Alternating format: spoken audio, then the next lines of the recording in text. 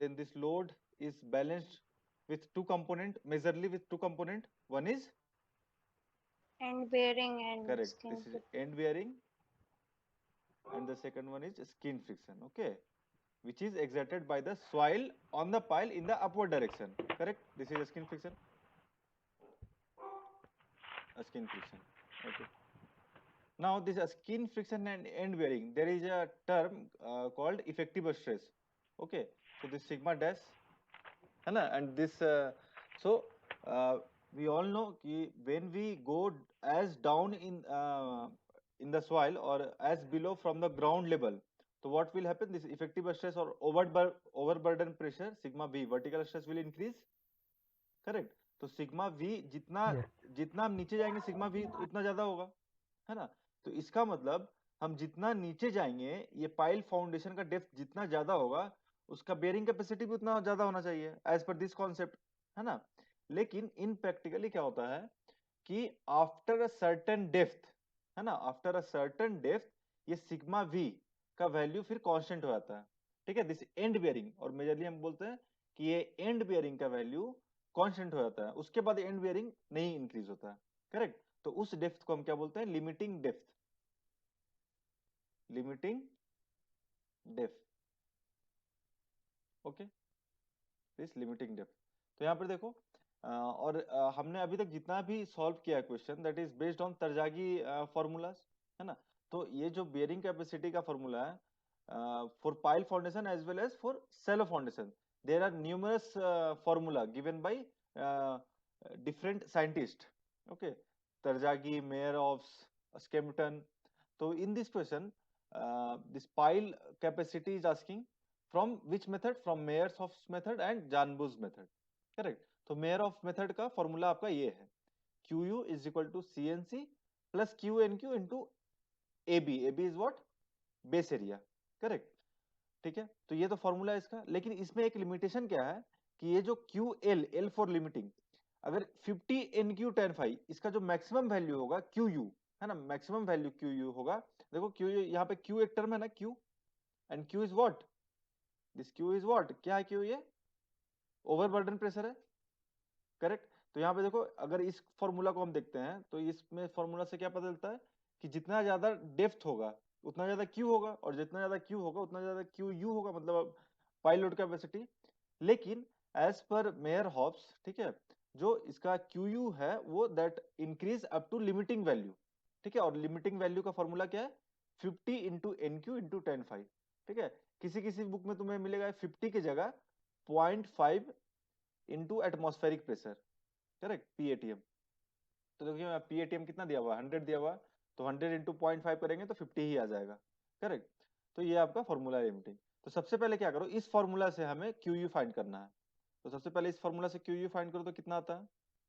यहाँ पे देख लो ये कौन सा पाइल है, यहाँ पे लिखा होगा कहीं पे देखो 450 into 450 concrete pile 20 metre long is driven into sand deposit. तो सैंड डिपोजिट का मतलब क्या हुआ? हम्म. स्किन फ्रिक्शन आएगा. सी का वैल्यू जीरो आ जाएगा ना यहाँ पे. हाँ. ठीक है. तो ये टर्म जीरो हो गया हमारा क्योंकि c for sand c is equal to zero. Correct.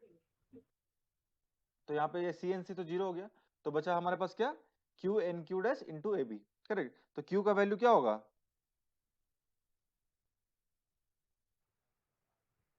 Q का वैल्यू वन क्या हो जाएगा?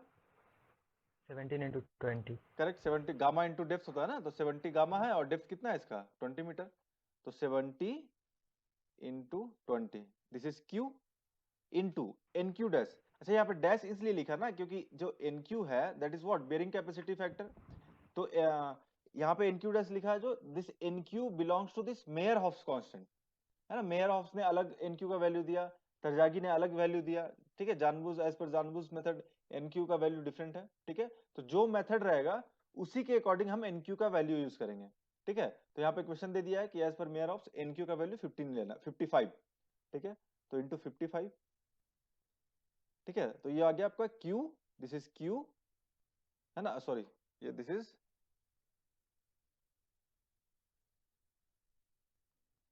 What? Q. And this is N Q, है ना. और A B, A B is what? Base area. तो एरिया एट बेस कितना होगा बताओ? 0.45 का होल स्क्वायर। करेक्ट, 0.45 का स्क्वायर, क्योंकि ये स्क्वायर है तो स्क्वायर का एरिया तो पता है साइड स्क्वायर, और यहाँ 450 mm है तो इसीलिए हमने मीटर में कर दिया। बस इसको कैलकुलेट करो, इसको कैलकुलेट करो, देखो वैल्यू क्या आता है।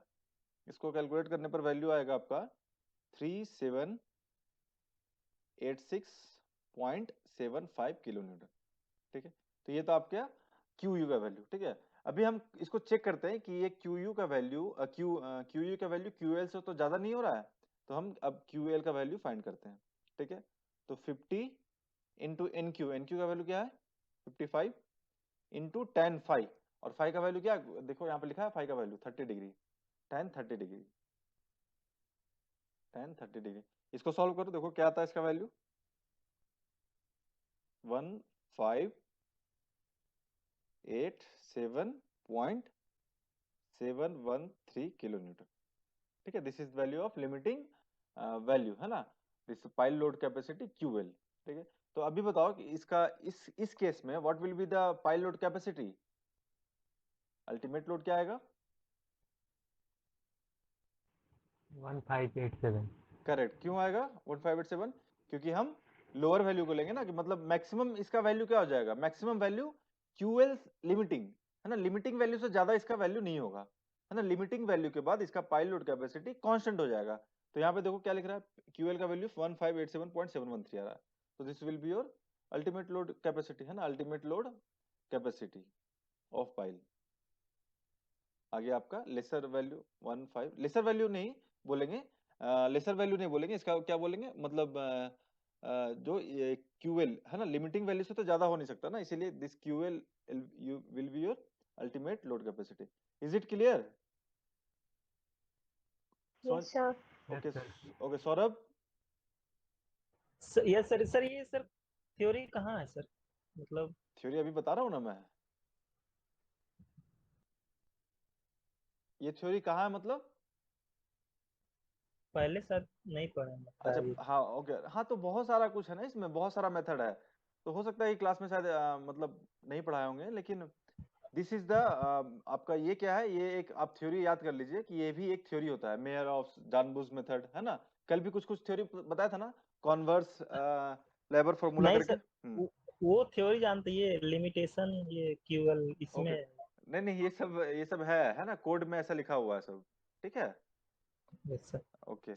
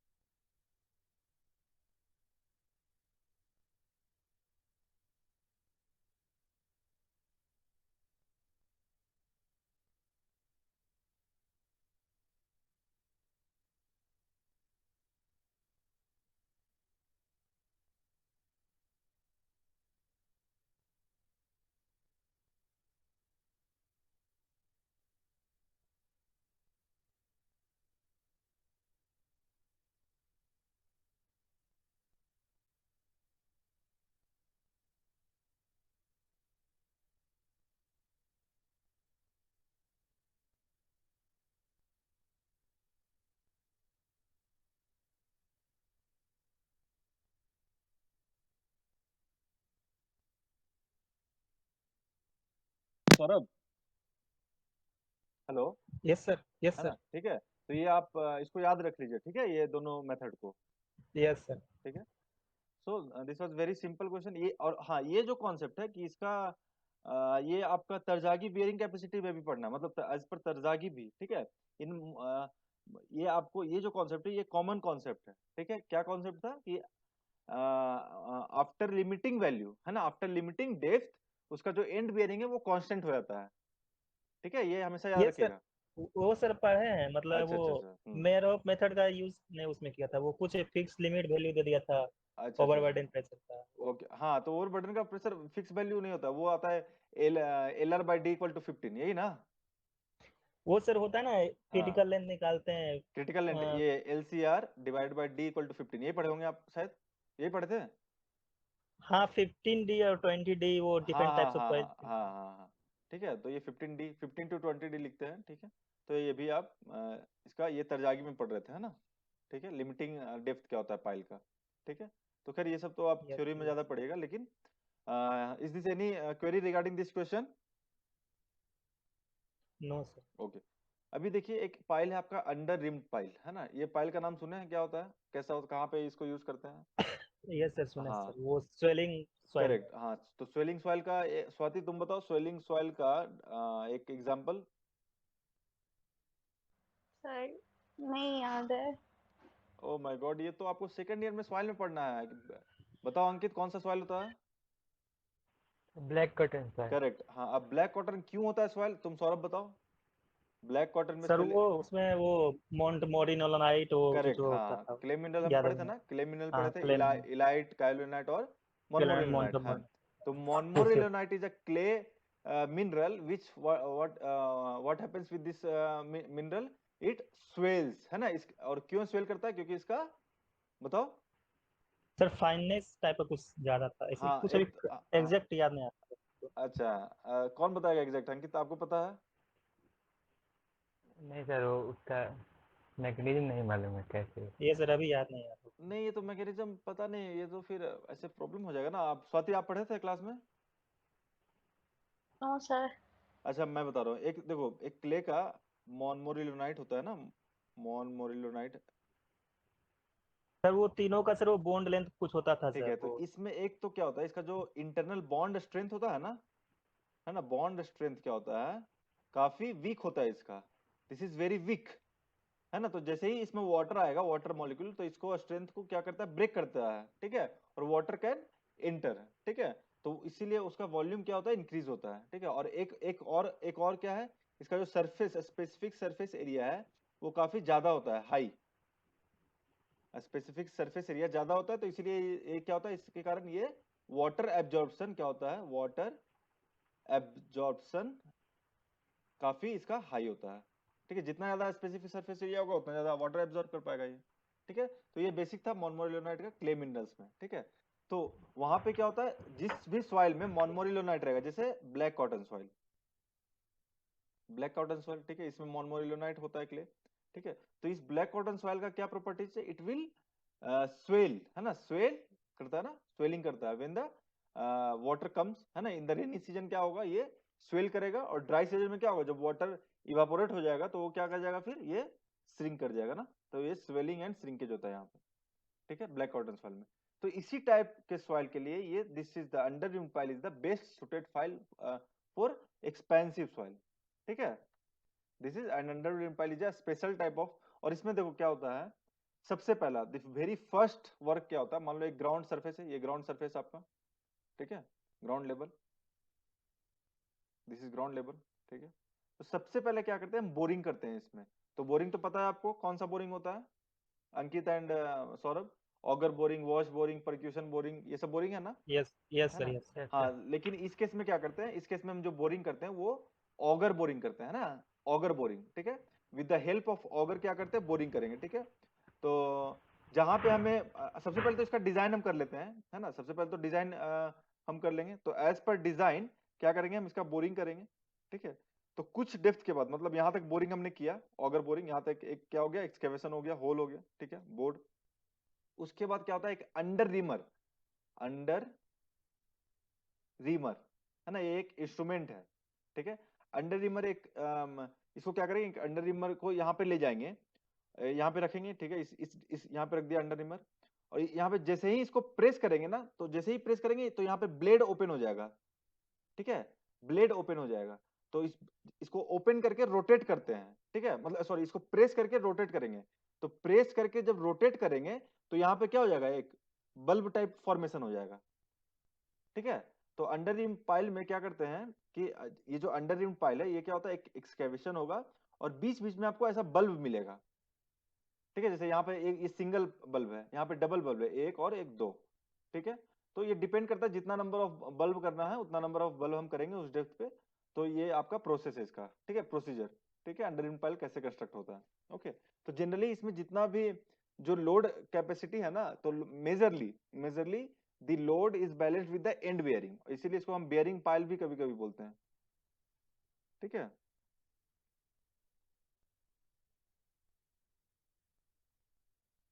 ठीक है, बेयरिंग पाइल। ओके, नाउ देखो क्या है यहाँ पे लिखा हुआ, इसमें क्या होता है, ये बल्ब होगा, ठीक है, ये इसको बल्ब या पेडेस्टल भी बोलते हैं, करेक्ट। और इसका जो यूजुअल साइज होता है, ठीक है, as per code 3 to 4 metre long, correct. और इसका जो साफ्ट डायमीटर मतलब ये साफ्ट हो गया ये, और ये हो गया बल्ब, ठीक है। तो shaft diameter 150 to 200 mm shaft diameter, correct, 3 to 4 metre long. और इसका the diameter of the under reamed portion, मतलब इस बल्ब का डायमीटर, इस बल्ब का डायमीटर कितना होता है, 2 to 3 times the shaft diameter, ठीक है। और under reamed piles are considered useful in expansive soil, ये तो पता है हमें। Further development is the use of multi, और अगर हमें इसका स्ट्रेंथ बढ़ाना है, ठीक है, जितना ज्यादा स्ट्रेंथ होगा, मतलब जितना ज्यादा बल्ब करेंगे ना, ठीक है, बल्ब जितना ज्यादा होगा उतना ज्यादा इसका स्ट्रेंथ बढ़ेगा। अगर स्ट्रेंथ बढ़ाना है अंडर रिम पाइल का, तो हम क्या करते हैं, बल्ब सिंगल बल्ब से क्या करते हैं, इसको डबल बल्ब कर देते हैं, ठीक है, तो इसका स्ट्रेंथ इंक्रीज हो जाएगा, ठीक है। और कितना इंक्रीज होगा, 50%, है ना। मान लो एक सिंगल बल्ब का अगर 100 है, 100 यूनिट कैपेसिटी है, तो अगर 2 बल्ब करेंगे तो कितना हो जाएगा बताओ, 50% बढ़ जाएगा तो क्या होगा, 150 unit, correct. Got it. Swati समझ में आया क्या बोला मैंने? Yes sir. Ankit and Saurabh? Yes sir. ठीक है, तो अब देखो इस पे क्वेश्चन क्या है, और ये देखो, the code suggest a spacing of 1.25 to 1.5 times the bulb diameter for the bulbs. मतलब देखो, अगर ये दो बल्ब होगा ना, एक बल्ब यहाँ और एक दूसरा बल्ब यहाँ, तो इसका सेंटर टू सेंटर कितना स्पेसिंग होगा, देखो लिखा है यहाँ पे 1.25 से 1.5, ठीक है। अभी प्रोसेस क्या है इसका, सबसे पहले बोरिंग करेंगे, फिर अंडर रिमिंग करेंगे अंडर रिमर से, है ना। और यहाँ पे फिर रेनफोर्समेंट केज डालेंगे, और उसके बाद ये क्या करेंगे, यहाँ पे कंक्रीटिंग करेंगे, ठीक है। मतलब सबसे पहले इसको क्या किया, बोरिंग कर दिया हमने, फिर बल्ब फॉर्म कर दिया, उसके बाद रेनफोर्समेंट इन इसमें पुट कर दिया, है ना, रेनफोर्समेंट इसमें डाल दिया, उसके बाद क्या करेंगे, कंक्रीट पोर करेंगे, है ना। तो इसको हम क्या बोल सकते हैं, एक तरह से प्रीकास्ट है या कास्ट इन सिटू पाइल है ये? Cast in Situ. Cast in Situ. Precast pile का मतलब होता है कि हम पाइल पहले से ही कहीं पे बनाएंगे, है ना, पहले से बना हुआ है, और उसको हम पाइल को ही हम क्या करते हैं, बना बनाया पाइल को हम इसमें डालेंगे, मतलब ग्राउंड में, है ना, उसको बोलते हैं प्रीकास्ट। और इन सिटू पाइल मतलब यहाँ पे कास्ट इन सिटू, है ना, मतलब पहले हमने क्या कर दिया, इसका बोरिंग कर दिया, उसके बाद इसमें कंक्रीट पोर कर रहे हैं, है ना, तो कास्ट इन सिटू पाइल हो गया वो। तो this is a under ream pile is a cast in situ type pile, ठीक है। अब इसका क्वेश्चन ये देखो, पढ़ो इस क्वेश्चन को और बताओ क्या होगा आंसर। सर तो ये स्वेलिंग फाइल में क्यों यूज करते हैं? स्वेलिंग सॉइल में यूज करते हैं, ताकि वहां पे क्या होता है ना, स्वेलिंग सॉइल में तो सॉइल स्वेल और श्रिंक करेगा ना, है ना। तो उस केस में अगर हम अंडर रिम पाइल देंगे ना, तो सेटलमेंट नहीं होगा, ठीक है। जैसे मान लो हमने सिंपल पाइल अगर हम कर दिए, ठीक है, तो स्वेलिंग श्रिंकेज के बाद क्या होगा, मान लो स्वेलिंग पहले हो गया, ठीक है, और जब वाटर इवापोरेट हो जाएगा तो श्रिंक करेगा, तो वहां पे सेटलमेंट हो जाएगा, है ना। अगर कॉमन पाइल हम करेंगे ना वहां पे कंस्ट्रक्ट, तो वहां सेटलमेंट होने की चांसेस हो जाता है स्वेलिंग श्रिंकेज में। लेकिन ये जब हम बल्ब फॉर्म करेंगे ना, तो एक बल्ब की तरह क्या हो गया, ये पकड़ लिया ना, ये यहाँ पे सॉइल है, ठीक है, मतलब इसका जो सॉइल होल्डिंग कैपेसिटी है इस पाइल का, वो much better than the ordinary pile, ठीक है ना। तो इसीलिए यहाँ पे ये सेटलमेंट काफी कम होता है एज कंपेयर टू दिस जो जनरल पाइल होगा, ठीक है। ओके, अब इसका आंसर बताओ क्या होगा, पढ़ लो ये क्या है, bearing capacity of an under pile is less than that of straight board pile of the same diameter. या स्टेटमेंट वन सही है या रॉन्ग है बताओ। अभी मैंने क्या बताया यहाँ पे कि ये जैसे मान लो हमने क्या किया, एक ट्रेडिशनल पाइल हमने किया, ठीक है, मतलब जनरल पाइल, ठीक है, इसी शाफ्ट डायमीटर का इसी लेंथ तक। तो एक सिंपल पाइल है और दूसरा पाइल क्या है, यही सेफ शाफ्ट डायमीटर और सेम लेंथ, लेकिन उसमें एक बल्ब और पेडेस्टल है ना। तो दोनों में किसका बेयरिंग कैपेसिटी होगा, ऑब्वियसली इसका ज्यादा होगा, क्योंकि ये तो एक देखो ऑब्वियस सी बात है ना, क्योंकि यहाँ पे एक थोड़ा सा ये कर्वेचर की वजह से इसका जो बियरिंग कैपेसिटी वो इंक्रीज हो जाता है, ठीक है ना। तो हमेशा अंडर रिम पाइल का अगर सेम शाफ्ट डायमीटर है, तो अंडर रिम पाइल का बियरिंग कैपेसिटी और लोड कैपेसिटी ज्यादा होगा, ठीक है ना। तो देखो स्टेटमेंट वन में क्या लिखा हुआ है, स्टेटमेंट वन से रॉन्ग है या देखो क्या है, करेक्ट है? रॉन्ग है। Wrong is. रॉन्ग है, तो this is A is false, ठीक है। और सेकंड क्या है, under wind piles true. Have large bulb, obviously अभी हमने अभी पढ़ा कि अंडर विंड पाइल में बल्ब होता है ना, तो दिस इज राइट। तो option number D. D, R is true but A is false, correct. Now इस क्वेश्चन को पढ़ो क्या है इसमें, बताओ नंबर स्टेटमेंट 1 करेक्ट है या रॉन्ग है? they are used in expensive soil, this is right statement, correct yes sir, है ना? अब स्टेटमेंट 2 पढ़ो क्या है, they are of precast, false, obviously precast नहीं B. होगा ना, है ना? तो ये तो रॉन्ग हो गया। The ratio of bulb to shaft diameter is usually 2:3। तो देखो हमने क्या पढ़ा था अभी, यहाँ पे देखो शाफ्ट डायमीटर यहाँ पे पढ़ा था ना अभी, 2 to 3 times the diameter of underreamed portion, मतलब बल्ब का डायमीटर क्या होता है, 2 to 3 times the shaft diameter. Okay, तो ये भी ऑप्शन सही हो गया ना, द क्या है, the ratio of bulb to shaft diameter. तो correct, this is correct also. Minimum spacing between the piles should not be less than 1.5 times the bulb diameter. तो ये क्या बताओ? So 1.25 से 1.5 होता है तो करेक्ट है ना? तो ये हो गया क्या, 134 है ना, minimum spacing between the piles should not be less than 1.5। हाँ है ना, यहाँ पे देखो क्या लिखा है, 1.25 से 1.5 है ना, 1.25 से 1.5 से कम नहीं होना चाहिए, ठीक है ना? तो यहाँ पे ये अपर लिमिट का यूज किया 1.5 डायमीटर, ठीक है ना? तो ये भी एज पर ऑप्शन जो यहाँ पे है, देखो कोई ऑप्शन तो 1 और 3 ऑप्शन नहीं है ना, है ना? तो 1 3 4 है, तो दिस इज मतलब ये नियरेस्ट ऑप्शन है 1 3 एंड 4। हालांकि इसमें 1.25 भी अगर रहता ना तो वो भी करेक्ट हो जाता, ठीक है, लेकिन यहाँ पे कोई ऑप्शन 1 और 3 नहीं है, तो इसीलिए this option 1 3 and 4 is the right option. Ankit and Saurabh, Yes, sir. ठीक है, सही है ना, clear? Yes. Yes sir, okay, next देखो क्या यस है, सर, हाँ ये देखो, ratio of bearing capacity of double under reamed pile to that of single reamed pile is nearly, क्या होगा? क्वेश्चन क्लियर है, ये क्या है देखो। बी, हाँ, डबल अंडर रिम्ड पाइल मतलब क्या है, डबल मतलब इसमें 2 बल्ब होगा ना, 2 बल्ब, और ये सिंगल अंडर रिम्ड पाइल मतलब 1 बल्ब है। तो अभी हमने क्या बोला कि 1.5 करेक्ट, हाँ, तो हम एक बल्ब का अगर 100 यूनिट है ना, इसका लोड कैपेसिटी, तो 2 बल्ब का क्या करेंगे, हर एक जितना बल्ब बढ़ेगा 50% बढ़ते जाएगा, तो 2 बल्ब में क्या होगा, 50% ज्यादा हो जाएगा, तो 1.5 150 यूनिट है ना, तो ये इसका रेशियो क्या हो जाएगा, 1.5, ठीक है, option number D is the right option. अभी हमने पढ़ा है, when the number of bulb is increase from 1 to 2, the percentage increase क्या होगा, 50%। Option number B is the right answer. इसका देखो क्या है, underreamed piles are designed as bearing pile, correct, अभी हमने पढ़ा है ना, अंडरविंड पाइल्स क्या होता है, बेयरिंग पाइल होता है, हमने हमने अभी पढ़ा हमने। सेकंड देखो, सेकंड स्टेटमेंट राइट है या रॉन्ग है? In multiple bulb underreamed pile the bulb are spaced at 1.5 to 2 times, ये लिखा हुआ है ना, तो ये राइट है या रॉन्ग है? wrong रॉन्ग है, रॉन्ग सर, हाँ, क्योंकि हमने अभी अभी पढ़ा 1.25 से लेकर 1.5, तो ये ऑप्शन नंबर 2 इज रॉन्ग हो गया वो। थर्ड ऑप्शन क्या है, third statement, the length of traditional underreamed pile is 3 to 4 meter, है ना? तो हमने पढ़ा अभी कुछ देर पहले 3 to 4 मीटर होता है इसका, तो 1 and 3 are the right statement, correct. अभी देखो नेक्स्ट क्या है, नेगेटिव स्किन फ्रिक्शन। तो अभी तक हम क्या पढ़ते आए हैं कि ये जो अगर मान लो ये पाइल है, ठीक है, when the pile is subjected to any load, then this load is balanced with what, this point resistance, जिसको हम क्या बोलते हैं, And bearing. एंड रेजिस्टेंस भी बोलते हैं या एंड बेयरिंग भी बोलते हैं ना, एंड रेजिस्टेंस और एंड बेयरिंग, करेक्ट। और दूसरा क्या है, स्किन फ्रिक्शन, ठीक है ना? तो ये देखो, ये डाउनवर्ड लगता है, और एंड बेयरिंग और स्किन फ्रिक्शन अपवर्ड लगता है, तो ये तो इसको बैलेंस करता है, ठीक है।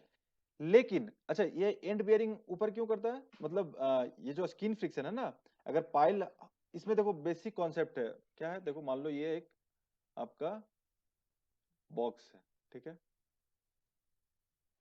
Okay, this is box, okay, is placed on a frictional table, यहाँ पे एक table, this is table and this is box. अगर ये बॉक्स मूव करेगा, ठीक है, अगर ये बॉक्स राइटवर्ड मूव करेगा, ठीक है ना, तो ये बताओ, ये टेबल इस बॉक्स पे किधर फ्रिक्शन लगाएगा, लेफ्ट साइड, ये बॉक्स इस पर लेफ्ट में फ्रिक्शन लगाएगा, करेक्ट है ना? तो ये जो टेबल है, टेबल बॉक्स पे लेफ्ट में फ्रिक्शन लगा रहा है, करेक्ट। तो as per Newton third law, ये जो बॉक्स है, ये जो बॉक्स है, इस टेबल पे किधर फ्रिक्शन लगाएगा, मतलब किधर एक फोर्स लगाएगा, Right में.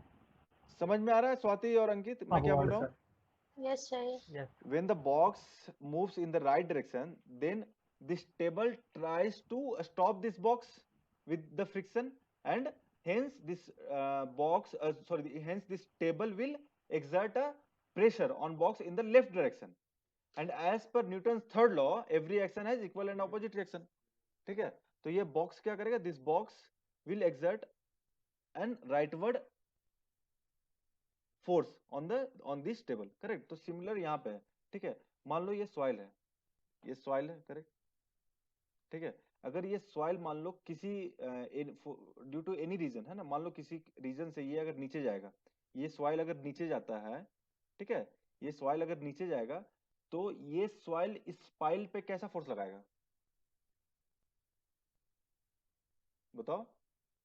ये सॉइल अगर नीचे जाएगा, है ना, तो क्या होगा? ये सॉइल अगर नीचे जाता है तो बताओ क्या होगा? फाइल पे नीचे की तरफ फोर्स लगाएगा। करेक्ट, मतलब ये सॉइल जिधर जाएगा उधर फोर्स लगेगा। मतलब ये सॉइल अगर नीचे जाएगा ना, तो ये क्या करेगा? ये पाइल को भी नीचे ड्रैग करेगा, ठीक है ना। तो अभी तक स्किन फ्रिक्शन हम क्या पढ़ते जा रहे थे कि अपवर्ड डायरेक्शन में लगता है, लेकिन अभी क्या हो रहा है कि व्हेन द सॉइल कंसोलिडेट, है ना, और ये सॉइल नीचे कब जाता है? हमने लास्ट चैप्टर में पढ़ा था क्या? कंसोलिडेशन, है ना। तो कंसोलिडेशन में क्या होता है? सेटलमेंट होता है। तो जब ये सॉइल नीचे जाएगा तो क्या होगा? It will exert a downward drag force on this pile, है ना। तो उसी को हम क्या बोलते हैं? पहले स्किन फ्रिक्शन क्या लग रहा था? अपवर्ड, अभी स्किन फ्रिक्शन क्या लग रहा है? डाउनवर्ड। तो ये हो गया नेगेटिव स्किन फ्रिक्शन। क्लियर? ये समझ में आया क्या होगा negative skin friction? Yes sir. ठीक है ना, क्योंकि जब सॉइल नीचे जाएगा तो ऑब्वियसली ये पाइल पे क्या करेगा? एक डाउनवर्ड ड्रैग फोर्स लगाएगा, मतलब इसको भी नीचे ले जाना चाहेगा ये सॉइल, है ना, ठीक है, सराउंडिंग सॉइल। तो इसी को हम बोलते हैं क्या? Negative skin friction. अभी मुझे बताओ ये सॉइल नीचे किस किस केस में जाएगा? ये सॉइल किस किस वजह से नीचे जाएगा? किस केस में जा सकता है ये बताओ? सर जब नीचे सैंड रहेगा तो शायद। हाँ करेक्ट, नीचे सैंड रहेगा या ऊपर भी सैंड रहेगा, मतलब अल्टीमेट रीजन क्या है इसका? अल्टीमेट रीजन क्या है? ऑब्वियसली कंसोलिडेशन ना। कंसोलिडेशन में पढ़ा हमने कि मान लो ये कोई क्लेई सॉइल है, ठीक है, क्लेई सॉइल है, ठीक है। अभी इसमें सेटल पूरा कंसोलिडेशन नहीं हुआ है ना, ठीक है, और हमने पाइल कंस्ट्रक्ट कर दिया। तो विद द टाइम क्या होगा? कंसोलिडेशन होगा इस क्ले सॉइल में। कंसोलिडेशन मतलब सेटलमेंट होगा। तो ऑब्वियसली ये क्या हो जाएगा? ये सॉइल क्या जाएगा? नीचे जाएगा, है ना। तो सॉइल नीचे जाएगा तो ये एग्जर्ट करेगा नेगेटिव स्किन फ्रिक्शन। तो इसका एक क्या क्या एक रीजन हो सकता है? कंसोलिडेशन और सेटलमेंट ऑफ सॉइल, है ना, कंसोलिडेशन और सेटलमेंट बोल सकते हैं। और ये किस किस में होता है? ये किस किस में होता है? ये किस किस में होता है? क्ले सॉइल में होता है जनरली, है ना, ठीक है। और दूसरा क्या हो सकता है? Due to lowering of water table, lowering of water table. अभी मुझे बताओ ये वाटर टेबल जब नीचे जाता है तो इफेक्टिव स्ट्रेस बढ़ता है या इंक्रीज होता है? सॉरी, बढ़ता है या बढ़ता है। इंक्रीज होता है या डिक्रीज होता है? Due to lowering of increase होता वाटर है। Table this effective stress is increase. ठीक है Swati, do you know this term? Yes sir. पढ़ा था हमने इफेक्टिव स्ट्रेस डायग्राम जब हम सॉल्व कर रहे थे, तो काफी सारा प्रॉब्लम देखा था कि जब वाटर यस टेबल सर। नीचे जाएगा तो इफेक्टिव स्ट्रेस ऑब्वियस सी बात है बढ़ेगा, क्योंकि जब नीचे जाएगा तो ऊपर का सवाल क्या था? पहले सबमर्ज था, है ना, अभी ड्राई स्टेट में हो रहा है। तो सबमर्ज का तो यूनिट वेट कम होता है ना, ड्राई का ज्यादा होता है, तो मतलब यूनिट वेट बढ़ रहा है, तो ऑब्वियसली इफेक्टिव स्ट्रेस बढ़ेगा। तो जब इफेक्टिव स्ट्रेस बढ़ेगा तो कंसोलिडेशन होता है या नहीं होता है? याद है कुछ? कंसोलिडेशन में 3 यस टर्म था सर। ना, इमीडिएट सेटलमेंट, इमीडिएट सेटलमेंट, ठीक है, उसके बाद प्राइमरी कंसोलिडेशन, और उसके बाद सेकेंडरी कंसोलिडेशन, है ना। तो ये जो सेकेंडरी कंसोलिडेशन होता है ये क्यों होता है? ड्यू टू, बताओ, ड्यू टू, याद नहीं है? Due to effective stress. और प्राइमरी कंसोलिडेशन क्या होता है? Due to, pore water. Pore. Due to expulsion of pore water ना, एक्सपल्सन ऑफ पोर वाटर। ये तो पढ़ा था ना कंसोलिडेशन में, ठीक है। और ये yes sir. Immediate immediate settlement क्या होता है? जनरली जनरली हम इसको क्या बोल सकते हैं? ड्यू टू कॉम्पैक्शन भी बोल सकते हैं इसको, ठीक है। और ये क्या होता है? वेरी फ्यू टर्म में, ठीक है, due to expulsion of air void, ठीक है ना। तो ये जो सेकेंडरी सेटलमेंट होता है हमने पढ़ा था कि ड्यू टू इफेक्टिव स्ट्रेस क्या होता है? इफेक्टिव स्ट्रेस जैसे जैसे बढ़ेगा ना, तो क्या होता है? रीअरेंजमेंट ऑफ पार्टिकल होगा, और इस रीअरेंजमेंट के कारण वो सेटलमेंट होते रहता है, ठीक है ना। तो कंसोलिडेशन नेगेटिव स्किन फ्रिक्शन का एक रीजन ये भी हो गया, due to lowering of water table effective stresses increase, hence negative skin friction develops, ठीक है, and which try to drag the soil in the downward direction. Clear हो गया? तो अभी बताओ नेगेटिव स्किन फ्रिक्शन ये क्या है, पॉजिटिव है या नेगेटिव है डिजाइन के लिए या कंस्ट्रक्शन के लिए?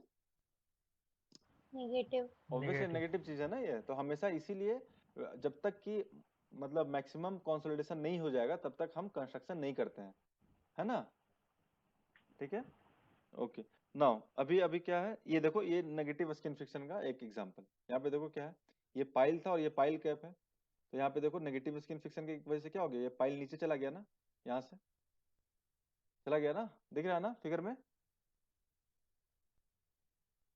सौरभ? Yes sir. ओके, ठीक है। तो अब बताओ ये क्वेश्चन पढ़ो और इसका आंसर बताओ क्या होगा।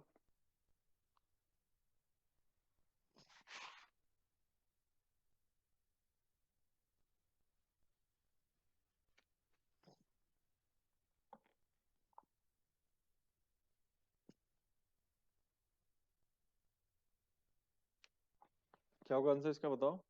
पढ़ लिए क्वेश्चन? ए। ए होगा। पहला स्टेटमेंट में देखो क्या बोल रहा है, negative skin friction will act on piles in filled up soil. तो ऑब्वियसली हमने पढ़ा कि जहाँ पे फीलिंग होगा वहां पे क्या होता है, अगर मान लो ये क्ले सॉइल है, नीचे क्ले सॉइल है ना, ये क्ले सॉइल है, ठीक है, और इसके ऊपर हमने कोई क्या किया, फिल किया, है ना। तो हमें पता है कि ड्यू टू फिल यहाँ पे ओवरबर्डन प्रेशर होगा और ओवरबर्डन की प्रेशर की वजह से क्ले सॉइल में कंसोलिडेशन होगा, ठीक है, ठीक है ना, ठीक है। तो इसी वजह से क्या होगा, नेगेटिव स्किन फ्रिक्शन डेवलप होगा, ठीक है। तो ये तो फर्स्ट स्टेटमेंट में क्या लिख रहा है कि negative skin friction will act on piles in filled up soil, और उसका रीजन क्या होता है, consolidation. The filled up soil start consolidating and develop a drag force on the pile. So option this both the statement are correct, and obviously this region this R is the correct explanation of A. So option A is the right option answer, ठीक है। अभी next question इसको बताओ, ये क्या होगा, negative skin friction occurs when an upward drag exists in the pile. Is it right or wrong statement? Wrong. Wrong, obviously ये तो downward drag force होता है ना, this is downward drag force. Negative skin friction is what, downward drag force. The surrounding soil settles more than pile. Is it wrong or right? Option number B, Swati. Right sir. Correct, this is the right option. Next, the pile passes continuously through a firm soil. Saurabh, hello, Saurabh Sharma, yes sir, yes sir. है ना। तो ये option number C wrong है ना, firm soil में नहीं होता wrong. ये, ठीक पाइल है। passes continuously through firm soil. Firm soil मतलब अगर फर्म सॉइल मतलब यूनिफॉर्मली सॉइल है ना, फर्म मतलब ऑलरेडी वो कंसोलिडेशन और मैक्सिमम सेटलमेंट यस हो सर। चुका है, ठीक है। तो ये रॉन्ग हो गया। False. The driving operation begins, है ना, तो ये भी option number this is also wrong. तो यहाँ पे ये हमें पता है option B is the right answer. Negative skin friction always develop when the surrounding soil settles more than the pile, correct. Option number B is the right option, ठीक है। यहाँ बताओ क्या, द एक्शन ऑफ, अच्छा ये समझ में आया ना, ये ड्राइविंग ऑपरेशन बिगिन, ये इसका मतलब क्या हुआ, ऑप्शन नंबर डी का मतलब समझ आया क्या हुआ? Option number no D, sir. जो ड्रिवन पाइल, हम लोग जो ड्रिवन पाइल कल पढ़े थे ना, याद है? देखो यहाँ पे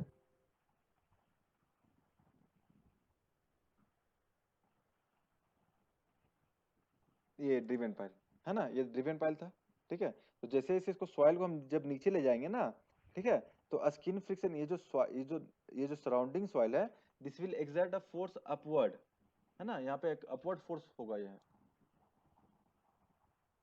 ओ वेट वेट, कहाँ गया, यस, ये देखो, जैसे ये ड्रिवन पाइल है, ठीक है। तो जैसे जैसे ड्रिवन पाइल को हम नीचे ड्राइव करेंगे ना, when the this driven operation begin, तो ये जो सराउंडिंग सॉइल है it will exert a force upward, है ना, इसी को तो हम स्किन फ्रिक्शन बोल रहे थे obviously. Yes sir, yes sir. हाँ, ये जब नीचे जाएगा तो ये पास का सॉइल क्या होगा, नीचे जाने नहीं देगा ना इसको, उसको ऊपर की तरफ ये करेगा, है ना, तो इसी को तो स्किन फ्रिक्शन बोलते हैं, और यहीं से तो इसका लोड कैपेसिटी आता है, ठीक है। तो जो ऑप्शन नंबर डी अभी समझ में आया क्या हुआ?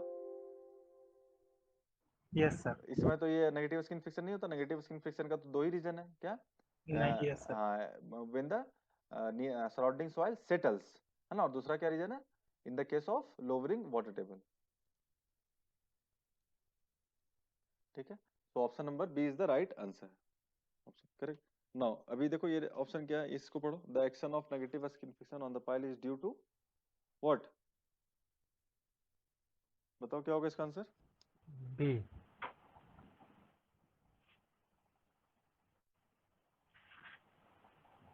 The action of negative skin friction की वजह से क्या होता है, बताओ स्वाति? इसका अल्टीमेट लोड कैपेसिटी बढ़ता है? No sir. नो, ऑब्वियसली इसका अल्टीमेट लोड कैपेसिटी क्या होता है, डिक्रीज हो जाता है ना। तो option number B is the right option, correct. Now this is the last question and read it and tell me what will be the answer.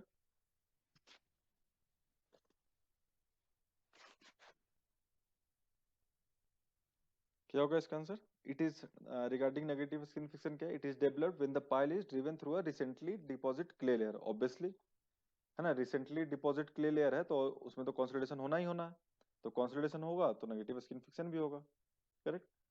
Second क्या, it is developed when the pile is driven through a layer of dense sand. Dense sand में consolidation होता है? No sir, तो ये तो compaction. हाँ, तो ये तो होगा नहीं यहाँ पे।